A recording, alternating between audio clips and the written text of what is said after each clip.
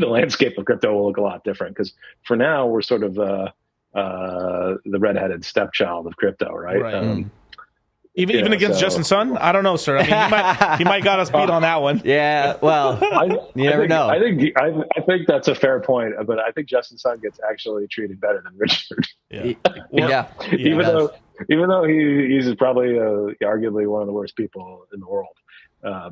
Probably, I think, like he's a pretty tough character. That's true. But yeah, we're probably not going to be supported by those guys. Like, I don't think Justin Sun's Tron chain is supported by Aave. No. Right. So that's why we have to build those things. So the other thing is, if we don't do it, what you're going to get is you're going to get a bunch of third-party people that don't care about the community coming and creating shitty forks. That's right. Such a great point. Right? Can you go over that again? Why that's so important? Because I mean, we talked about this in our last stream, but like just to cement that point about like you having these vampire tech basically products on chain and stuff like that.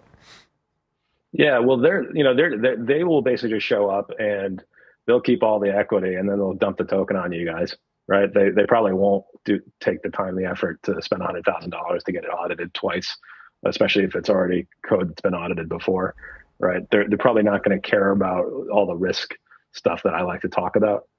They probably won't have any problem being predatory in a multitude of ways, right? They do this every day on L1s, right? Yeah, and they're going to come, right? So it's much better if those guys don't get rich off of Pulse Chain, and the community gets rich instead.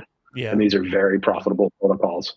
If used in high volume, they will generate enormous amounts of fees, and those fees will not go to some anonymous guy that doesn't give a fuck about Pulse Chain. They'll ultimately just be given back to the people that have been the biggest supporters in these darkest of days, really, which is the people that are still here right now. Not so much the people that are coming back, but the people that were that stayed that here were the whole looking time. at these things. Yeah, exactly. I can name a couple Mexicans.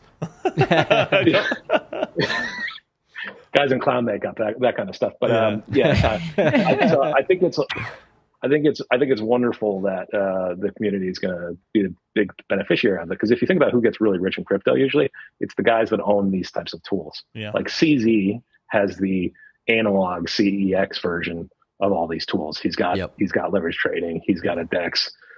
He's got borrowing and lending. Right. Yep. We've created the DeFi version. So fuck you, CZ. We don't need you. And we don't need to make CZ a billionaire. We can redistribute that money to the people that hold the token instead. Yep. And you don't have to worry about me getting too big either, because I'm just, like I said, going to be a single digit holder of this token, right? So I'm not going to be some massive threat to the community either in the future, right? Because I'm going to be relatively small still. So that's all right and good, I think, and I think that's a better model. Yeah, that'll hopefully make us unique in crypto. Have you I don't know if this is a little bit out of left field or if it's a similar kind of topic, but have you guys taken a look into Arthur Hayes much in terms of like how he's kind of run a lot of his systems in the past, just in terms of leverage, simply because he has been the OG in crypto in terms of leverage, and I would say there's not a lot of innovation in that space. So, and there doesn't need to be. I mean, it's a casino, right? But I'm just kind of wondering, like, is there anything that you've looked into that space and like kind of maybe old BitMEX stuff or whatever that's either been unique to crypto or useful for you, I guess, here? Or is it like, no, you just kind of like want to do like what currently exists and then like add a few bells and whistles, but we're not trying to reinvent the wheel? Or like, kind of how do you look at that type of stuff? Because yeah, well, I mean, I found out about BitMEX actually through Richard Hart. Okay. Come to think of it, back when he used to shill it in 2017. Yep. Nice. Yeah, he had a link. Also, side Love note, Arthur Hayes really loves GMX. By the way, he's he's a big investor. Big investor. And looks rare. He's a big investor. Yep. Looks rare. One thing I'll say about Arthur is, he's got a really nice writing style. He's a sell side finance guy. I'm a buy side finance guy. But yeah, he went to prison, so I want to not do things the way he did. Yeah. But the question is, why did he go to prison, right? Well, they were basically trading against their own clients, right? But basically that's manipulating the not what they market. got him on. That so you're What they right. The get them shit on. that he was doing was criminal. But what they actually Yeah. got him on, right, was allowing people to trade into stable coins on basically his platform before. Like he was one of the first people to do that, and so most of the stuff that they got him on wasn't even related to market manipulation as it probably should have been. His most egregious, I think, mistakes or stuff like Without that. being KYC'd.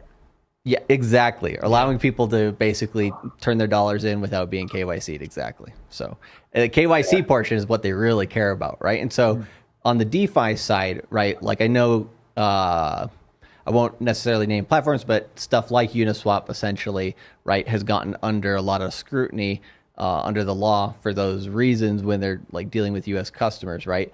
And so I think like most DeFi platforms don't have to worry about that, but like it is something to think about towards the beginning, right? Because if you're thinking about like those things at the beginning, then at least down the road they won't become issues as well. Yeah, maybe that's what the thing to learn about from Arthur Hayes is lawyer up from the beginning, right? Yeah, well, we've done that, but yeah, I probably won't go into too much detail on it. But No, yeah, of course. that's something we've done.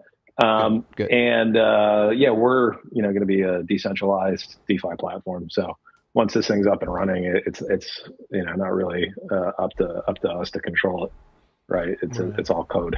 So and yeah, like that's a big improvement over the evil stuff that was happening and happens every day at CEXs. Right? Yeah. So Yeah, and I think there will be some innovation in this space, but like you said, yeah, I think it'll mostly come from the DeFi side as kind of people with GMX and other platforms like it start forking it and kind of trying these things in different communities because it really is dependent on what the community needs. Sure. Yeah, but I like you said, like I don't think innovation is super important so long as you're going to make money you're without more or less, it. Just a matter of making a little bit extra. Yeah, you just want things to work well and be trustworthy. I think, like